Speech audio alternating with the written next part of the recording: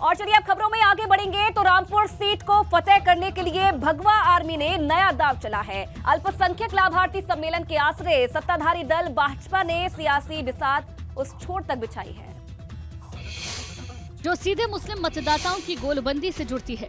दरअसल रामपुर विधानसभा सीट की गिनती मुस्लिम बाहुल्य सीटों में होती है। यहाँ मुस्लिम मतदाताओं की संख्या 80,000 से ज्यादा है, जिन्हें साधकर समाजवादी पार्टी आजम खान के चेहरे पर पिछले 20 साल से जीत का अध्याय लिखती आई है। समाजवाद के इसी अध्याय पर अब भाजपा अपना रंग चढ़ाने की कवायद में है और रामपुर में आयोजित हुए अल्पसंख्यक लाभार्थी सम्मेलन उसका एक हिस्सा है। उस्मान भारती का लाभ मिला है, फ्री राशन का लाभ मिला है और बहुत सारी चीजें हैं जिनका लाभ मिल रहा है इस सरकार में। आयुष्मान कार्ड है।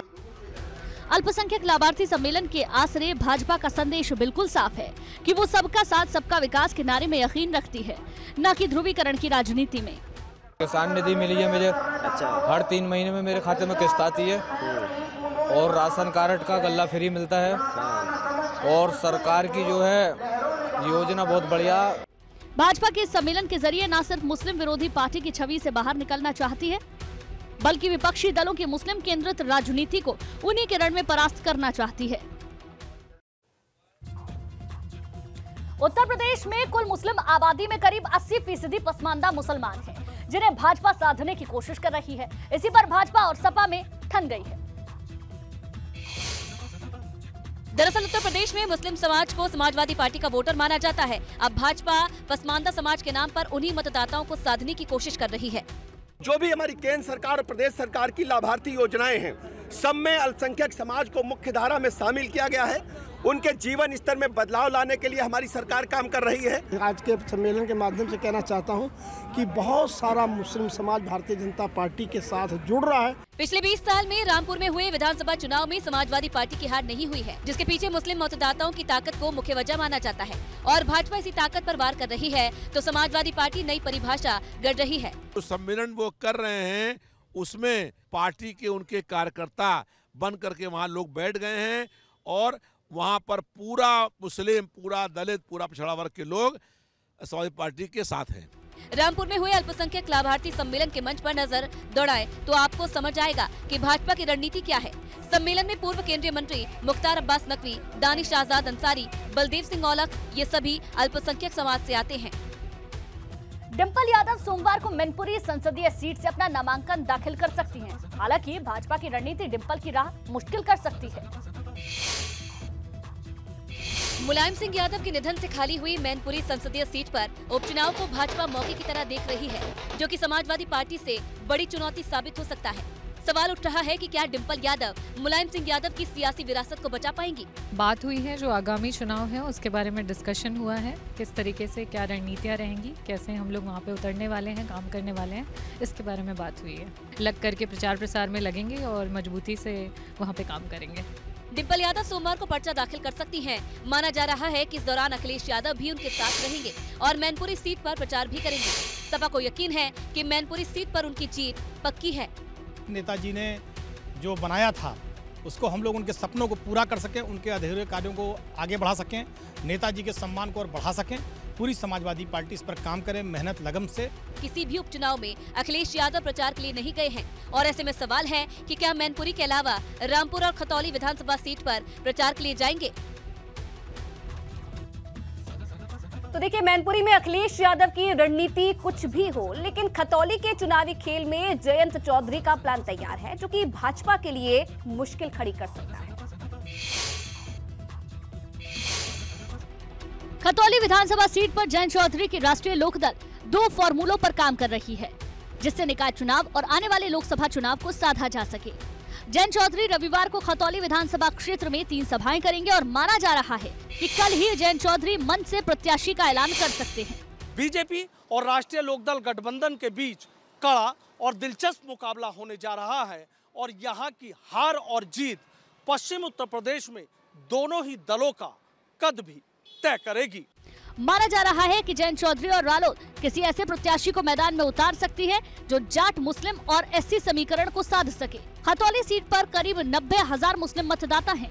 एससी मतदाताओं की संख्या करीब 50,000 है और गुर्जर मतदाता करीब 35,000 है। इसी समीकरण में रालोद अपने लिए जीत की तलाश कर रही है। राष्ट्रीय लोकदल गठबंधन इस चुनाव में जाट मुस्लिम गुर्जर समीकरण और जाट मुस्लिम एससी समीकरण में से ही किसी एक समीकरण पर चुनाव लड़ेगा और इसको लेकर जो चर्चाएं हैं वो जोरों शोरों से चल रही हैं।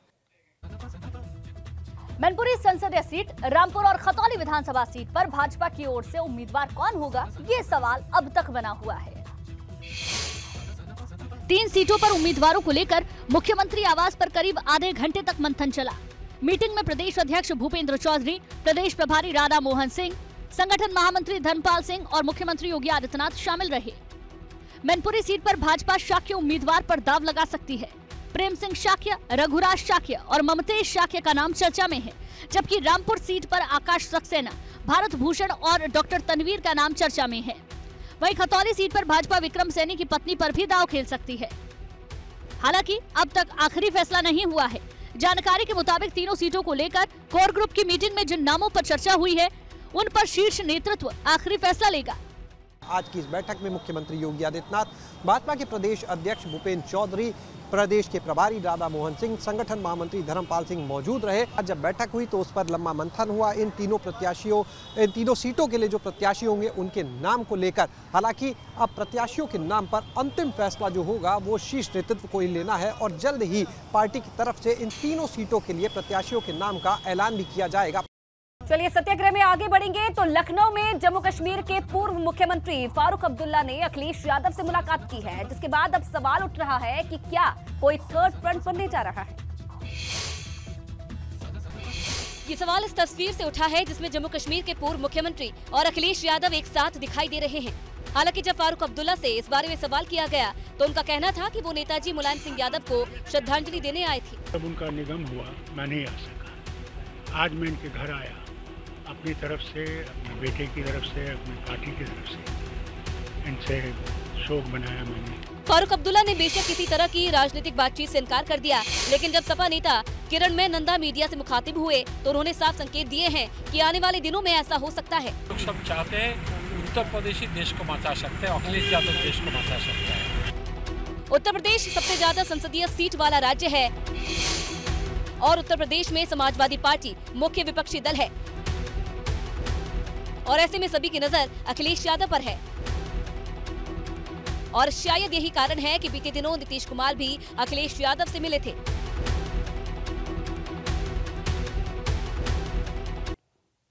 पूर्वांचल के माफिया डॉन के तौर पर बदनाम बाहुबली मुख्तार अंसारी के खिलाफ दर्ज मनी लॉन्ड्रिंग के इस मामले में ईडी ने अपनी जांच का दायरा बढ़ा दिया है। मुख्तार अंसारी के विधायक बेटे अब्बास अंसारी और सालेह शर्जील रजा की गिरफ्तारी के बाद पूर्वांचल से बसपा के 2 सांसद भी अब ईडी के रडार पर हैं। ईडी के रडार पर आए सांसदों में पहला नाम गाजीपुर से सांसद और मुख्तार के बड़े भाई अफजाल अंसारी का है। मनी लॉन्ड्रिंग मामले में चर्चा में आया दूसरा नाम पूर्वांचल की घोसी सीट से बीएसपी के सांसद अतुल राय का है। अफजाल अंसारी से ईडी की टीम पहले भी लंबी पूछताछ कर चुकी है, तो वहीं अतुल राय कभी मुख्तार अंसारी के खास गुर्गे कहे जाते थे। माना जा रहा है कि दोनों बसपा सांसदों पर ईडी जल्द शिकंजा कसने वाला है और ऐसे में दूसरे मामले में जेल में बंद अतुल राय की मुश्किलें और बढ़ सकती है। कि ईडी के रडार पर जांच एजेंसी के निशाने पर पूर्वांचल के 2 सांसद भी आ चुके हैं। ये दोनों सांसद बहुजन समाज पार्टी से जुड़े हुए हैं। इनमें से एक अफजाल अंसारी गाजीपुर सीट से सांसद चुने गए थे, वो मुख्तार अंसारी के बड़े भाई भी हैं। दूसरे सांसद का नाम अतुल राय है। अतुल राय पूर्वांचल की ही घोसी सीट से बीएसपी के टिकट पर सांसद चुने गए थे। अतुल राय के बारे में ये कहा जाता है कि कारोबार से लेकर सियासत की बारीकियां उन्होंने मुख्तार अंसारी के परिवार के सानिध्य में रहकर ही सीखी। वहीं कानपुर की सीसामऊ विधानसभा सीट से विधायक इरफान सोलंकी और उनके भाई रिजवान सोलंकी की पुलिस तलाश कर रही है,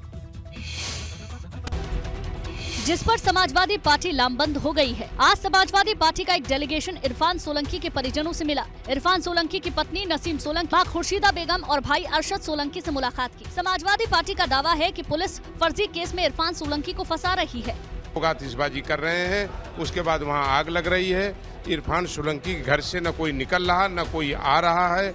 इरफान सोलंकी वहां से 8 किलोमीटर दूर दूसरे टावर पे है और इनका भाई जनपद उन्नाव में है।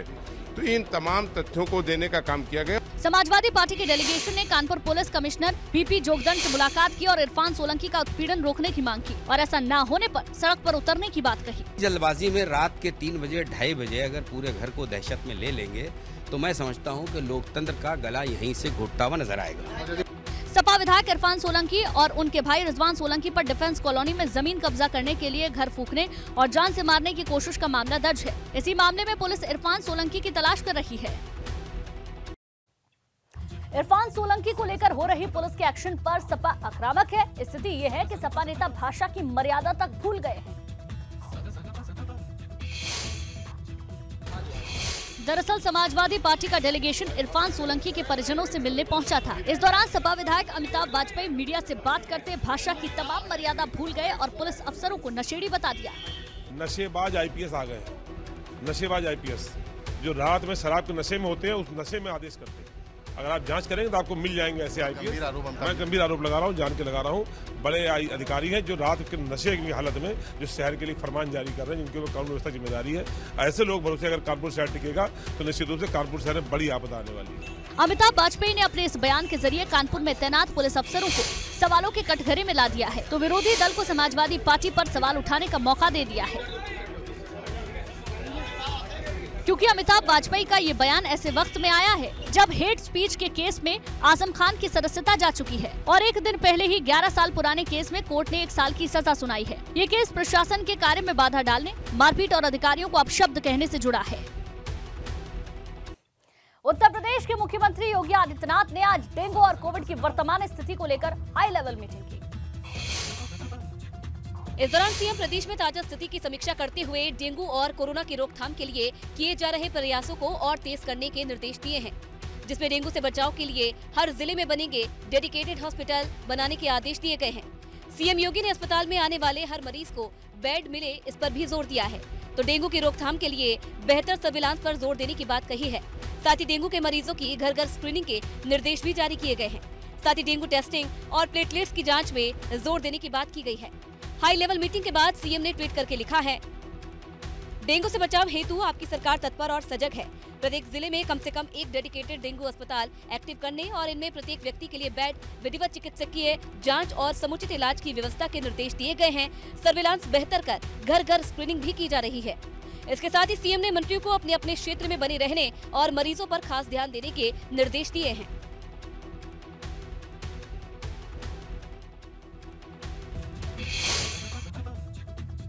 तो प्रदेश में डेंगू मरीजों की संख्या लगातार बढ़ती जा रही है। 5 दिनों में डेंगू के मरीजों की संख्या में दोगुना बढ़ोतरी हुई है। 5 दिन पहले यूपी में 5,700 रोगी थे और अब ये संख्या बढ़कर 11,400 के पार हो गई है। प्रयागराज में इलाहाबाद हाईकोर्ट के दखल और कड़ी फटकार के बाद भी सरकारी अमला सक्रिय तो हो गया है, लेकिन इसके बावजूद डेंगू के मामले कम होने का नाम नहीं ले रहे हैं। स्वास्थ्य विभाग के आंकड़ों पर गौर करें तो प्रयागराज में डेंगू मरीजों की संख्या 1600 के पार जा चुकी है। डेंगू के डंक से आधा दर्जन लोग काल के गाल में समा चुके हैं। बीते 48 घंटों में यहां डेंगू के 55 नए मामले सामने आए हैं। ऐसे में डेंगू के मामलों का काबू में न आना लगातार चिंता का सबब बना हुआ है। डिप्टी सीएम ब्रजेश पाठक तक प्रयागराज आ चुके हैं, हालात की समीक्षा कर चुके हैं, अफसरों को जरूरी दिशा निर्देश दे चुके हैं, लेकिन उसके बावजूद यहां पर डेंगू के मामलों का काबू न आना लगातार चिंता का सबब बना हुआ है। प्रयागराज में एक तरफ डेंगू अपने पांव पसार रहा है तो दूसरी तरफ राजनीति भी अपने चरम पर है। संगम नगरी में आम आदमी पार्टी ने सड़क पर उतरकर प्रदर्शन किया और सड़कों पर झाड़ू लगाया।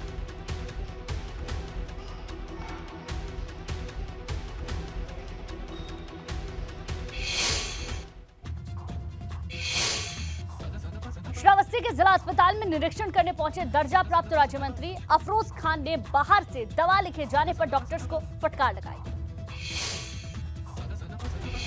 दरअसल दर्जा प्राप्त राज्य मंत्री अफरोज खान डेंगू के बढ़ते प्रकोप के बीच जिला अस्पताल में डेंगू की तैयारियों का जायजा लेने पहुंचे थे, जहां मरीजों के हाथ में उन्हें बाहर से लिखी गई दवाइयों का पर्चा मिला, जिसके बाद मंत्री जी ने डॉक्टर से सवाल खड़े कर दिए। बाहर से दवा लिखने के सवाल पर डॉक्टर साहब मंत्री जी के सामने टाल मटोल करने लगे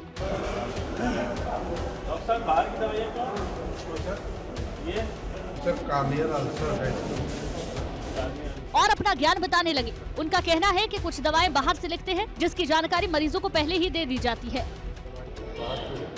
राज्य मंत्री अफरोज खान ने बाहर से लिखी जा रही दवाइयों पर सफाई दी। उनका कहना है कि बाहरी दवाइयां बेहतर इलाज के लिए लिखी जाती हैं। कुछ चीजें ऐसी होती हैं जिसकी जो मेडिसिन है वो बाहरी मिलेगी, वो एथिकल मेडिसिन होती है, जिसको हम पेटेंट मेडिसिन बोलते हैं, और वो बाहरी मिलती है। खुद मंत्री जी मान रहे हैं कि मरीजों को बाहरी दवाएं लिखी जा रही हैं, क्योंकि अस्पताल में पर्याप्त दवाएं नहीं हैं। उनके बयान के मायने क्या है ये वो खुद ही जानते होंगे, लेकिन उनके बयान से स्वास्थ्य विभाग पर सवाल जरूर उठ रहे हैं। और चलिए आगे बढ़ेंगे तो यूपी के मुख्यमंत्री योगी आदित्यनाथ और उनकी टीम इस महीने 20 अलग-अलग देशों की यात्रा पर निकल रही है। जो 10 से 12 फरवरी 2023 को आयोजित किए जाने वाली ग्लोबल इन्वेस्टर समिट में निवेश लाने का काम करेंगे। सरकार का लक्ष्य है कि समिट के माध्यम से प्रदेश में करीब 10 लाख करोड़ रुपए का निवेश आए। वित्त मंत्री सुरेश खन्ना और एमएसएमई मंत्री राकेश प्रसाद 1 से 5 दिसंबर तक यूएई में होंगे। डिप्टी सीएम ऋचेश पाठक और मत्स्य विकास मंत्री डॉक्टर संजय निषाद 8 से 12 दिसंबर तक मैक्सिको और ब्राजील के दौरे पर होंगे। डिप्टी सीएम केशव प्रसाद मौर्य और आईटी मंत्री योगेंद्र उपाध्याय 1 से 5 दिसंबर तक नीदरलैंड और फ्रांस जाएंगे। विधानसभा अध्यक्ष सतीश महाना और पशुधन मंत्री धर्मपाल सिंह 28 नवंबर से 5 दिसंबर तक कनाडा और यूएस दौरे पर होंगे। श्रम मंत्री अनिल राजभर 15 से 20 दिसंबर तक मॉरिशस और दक्षिण अफ्रीका के दौरे पर होंगे। हम बेहतर एक वातावरण देना चाहते हैं, आप हमारे देश में आइए, हमारे प्रदेश में आइए। इन तमाम बातों को लेकर और प्रमुख रूप से जो वहाँ के इन्वेस्टर हैं उनके साथ बैठना, संवाद करना, ये हमारा वहाँ जाने का प्रमुख रूप से लक्ष्य है। गुजरात चुनाव की वजह से सीएम योगी आदित्यनाथ की विदेश यात्रा की तारीख अभी तक तय नहीं हो पाई है। माना जा रहा है कि सीएम योगी का विदेश दौरा 3 दिसंबर के बाद ही होगा। हिमाचल प्रदेश में विधानसभा की 68 सीटों के लिए मतदान समाप्त हो चुका है। सुबह 8 बजे से शाम 5 बजे तक वोटिंग का समय निर्धारित किया गया था। इसके बाद भी कई जगहों पर वोटिंग जारी रही। राज्य में 55 लाख से ज्यादा वोटर्स ने 68 निर्वाचन क्षेत्रों में 412 उम्मीदवारों की किस्मत का फैसला कर दिया है। शाम 5 बजे तक हिमाचल प्रदेश के सिरमौर जिले में सबसे ज्यादा 72% मतदान हुआ।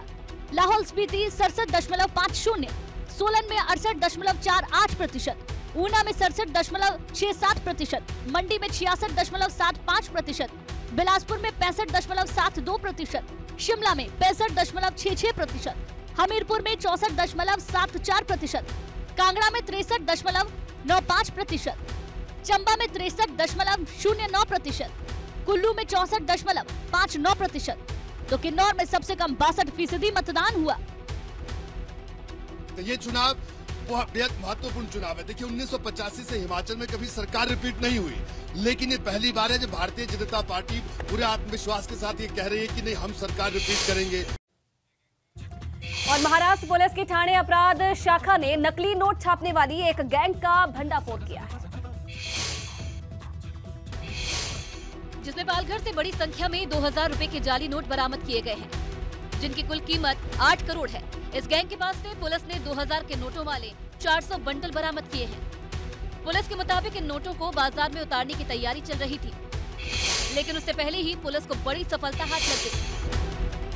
नेशनल क्राइम रिकॉर्ड्स ब्यूरो के आंकड़ों के मुताबिक देश में होने वाले जालसाजी के कुल मामलों में से 8% केस महाराष्ट्र में दर्ज होते हैं। महाराष्ट्र में पिछले साल फर्जी नोट बरामदगी के 42 केस दर्ज हुए थे, जिसमें पुलिस ने करीब 7 लाख नकली नोट पकड़े थे। तो साल 2019 में करीब 3 लाख फर्जी नोट पकड़े गए थे, जिनकी कीमत 25 करोड़ 39 लाख थी। क्राइम ब्रांच ने जाली नोटों के मामले में पालघर के 2 लोगों को हिरासत में लिया है। साथ ही दूसरे आरोपियों की तलाश जारी है। साथ ही पुलिस इस मामले में ये भी पता लगाने की कोशिश कर रही है कि नकली नोट छापने वालों का नेटवर्क कहां तक फैला हुआ है।